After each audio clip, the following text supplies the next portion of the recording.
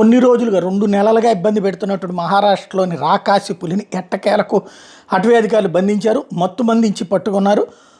ఇప్పటికే 3 ప్రాణాలు తీసింది. ఒక్కసారి మామూలుగా పులి అనేది రక్తం రుచి చూస్తుంది. అది జింక, మేక, లేకపోతే కుక్క, అడవి పందె ఇట్లాంటివి ఏమైనా, లేదా బయట జనజీవన స్రవంతిలోకి దగ్గరలో ఉన్నటువంటి వాళ్ళ దగ్గరికి వెళ్ళి పందుల్ని, ఆవుల్ని ఇట్లాంటివి. కానీ మనిషి రక్తం రుచి మరిగిందంటే మేనేటర్ అంటారు. ఆ తర్వాత అది ప్రజలకి ప్రమాదం, మనుషులకు ప్రమాదం.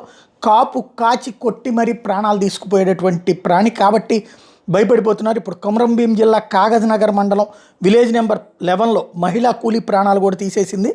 ఆ మధ్యన దుబ్బగూడలో రైతు మీద కూడా దాడి చేసి తీవ్రంగా గాయపరిచింది. ఇప్పుడు ఆ పులిని పట్టుకున్నారు. పులిని జూ పార్కుకు తరలిస్తారు. ఆ తర్వాత దానికి సంబంధించినటువంటి హెల్త్ కండిషన్స్ని అబ్జర్వ్ చేసి అది గనక ఇక దాన్ని ప్రవృత్తి మార్చుకోదు అంటే గనక ఇక జూలోనే ఉంచుతారు. ప్రవృత్తి మారేటటువంటి అవకాశం ఉంది అని అంచనా వేస్తే అప్పుడు మళ్ళీ అడవిలో వదిలిపెడతారు.